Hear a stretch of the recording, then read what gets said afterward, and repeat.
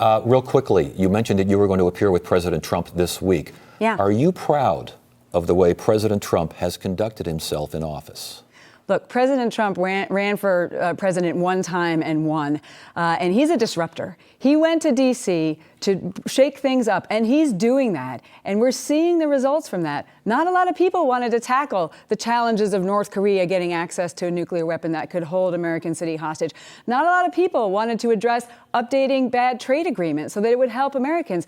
And so he's disrupting things, for sure, in Washington, D.C., but providing more opportunities for Americans and Arizonans while ensuring that we're safe and secure from the threats that are out there. So you're proud of the way President Trump has behaved in office? I am proud that he has gone to the White House and he is leading our country in the right direction. I am proud to be working with him to provide more opportunities and to make sure we keep our country safe. He didn't need to be doing this. I've gotten to know him over the last year and a half, and he loves America, and he is fighting for Americans every single day, and I'm going to keep working with him to provide more opportunities for all of us. Ted, I think this is an area where we do have a difference of opinion. I believe Arizonans deserve a senator who just calls the balls and the strikes and doesn't just always agree with their party leaders. And so Martha has a 98% voting record with her party and with her president, which I think demonstrates that she's not willing to do what's right for Arizona if the president's wrong on an issue. And I'll give you an example. Recently, the president instituted very harsh tariffs and has started a trade war. And that is devastating for Arizona's businesses and for our agricultural community. Thanks to these tariffs, right now, cotton bushels are selling for 25% less than they were before, and that damages our cotton industry. In addition, we've seen dairy farms, 5 of which have been sold because of these harmful tariffs. And I've met with business leaders here in Arizona, Blockwise and Tempe, that creates tools for medical device manufacturing, and they're spending 20% more on taxes on aluminum and steel. And perhaps worst of all, in Lumberyard Brewing, which is a family-owned brewery in Flagstaff, thanks to these aluminum tariffs, they're going to have to pay more for cans of beer. That's something I think we should all be able to agree on, that beer shouldn't cost more. And this is an area of difference between us, because Martha has said that the small businesses who will be hurt by these tariffs are collateral damage. But I don't think that the 97% of businesses in our economy, which are small businesses, should ever be considered collateral damage. They're the lifeblood of our economy.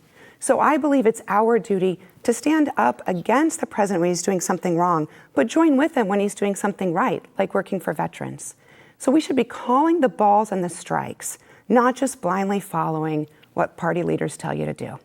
Congresswoman McSally. Well, let me first say 97% voting with lowering taxes and rolling back regulations and providing more opportunities for our military to be able to keep us safe. I am proud to be able to do that. Kyrsten Sinema has voted a little over 60%, but here's some key votes that she wasn't with us. I voted to cut your taxes, providing the opportunity for about $2,000 per Arizona family, more money in their pockets instead of going to Washington, D.C.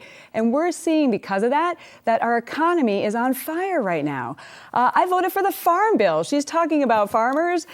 She voted against the Farm Bill in a partisan move, because that's what Nancy Pelosi decided to tell them all to do. There's another bill that I hope we get to related to immigration, to secure the border, to end family separation. It was a really important compromise bill that I led on and that President Trump supported. And given the opportunity, Kyrsten Sinema voted no. So 60% with the agenda that is showing more opportunities for everybody is a failing grade in any school. And Arizonans want to be with the agenda that we are working on with President Trump, but we got to keep it going, because the alternative right now is her party. If Chuck Schumer is in charge, it's going to be open borders. It's going to be government-run health care and abolishing ICE and everything that goes with that. So there's a lot at stake with this election right now, and people need to make sure that they know the full records of our background. And I hope we can talk about tariffs later, because I believe in free and fair trade.